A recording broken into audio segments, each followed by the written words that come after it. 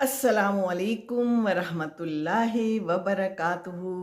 Semi हाजिर है आपसे कुछ गुफ्तगू करने के लिए। कैसे हैं आप सब? आपका छुट्टी का दिन कैसा गुजर रहा है? होप अच्छा गुजर रहा हो। तो ये कुरान है मेरे सामने, और जैसे कि मैं थोड़ा थोड़ा सा कुरान भी बताती रहती हूँ अपनी समझ के मुताबिक, जो मुझे समझ आता है। यकीन जानो, जिन लोगों ने हमारी आयत को झुटलाया है और इनके मुकाबले में सरकशी की है, इनके लिए आसमान के दरवाजे हरगिज़ ना खोले जाएंगे।